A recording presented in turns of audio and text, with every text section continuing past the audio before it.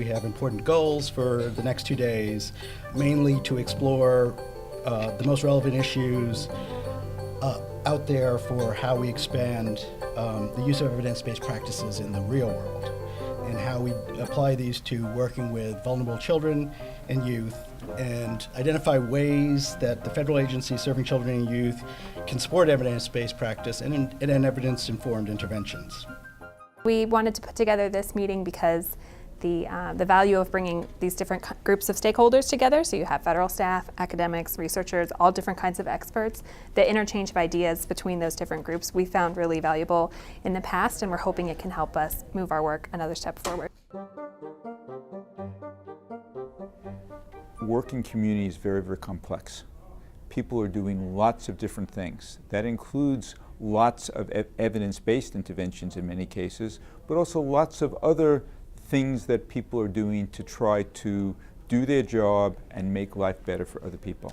Part of what happens in a multiple adoption design is we've got to run what happens with each initiative individually, but we've also got to think a lot more about the interactions between them.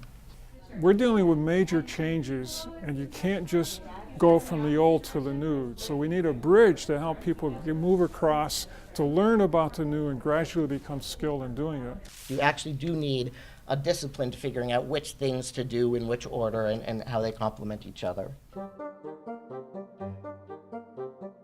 They all focus more on technical assistance and support, and some overlap with the important features of the context in which these programs need, the kind of supports that's needed and the kind of factors in the context that influence that process. I think the key messages from my talk were, number one, that we have to take a systemic approach to implementing evidence-based practices. We have to look at multiple levels within the system and look at how those levels change over time, over the course of an implementation. We not only need to pay attention to best evidence and effectiveness, but we need to pay equal attention to how we do the work, who's available to do the work, what infrastructures are going to house it, the best evidence related to how to change the behavior of well-meaning human service professionals. The question is, what does readiness mean, and what can we do to get organizations more ready? In terms of readiness, we're talking about 3 major elements: the general capacity of the organization, the innovation-specific capacity, and the motivation. And then we're talking about a system of support that works with those organizations at their level.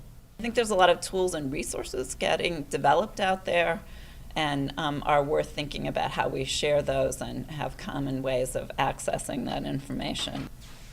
I think these 2 days offer them an opportunity to think more about it, both in reaction to a set of organized presentations, but then to also listen and interact with each other, as well as with practitioners from the field, as well as with other philanthropists who are there from the field as well.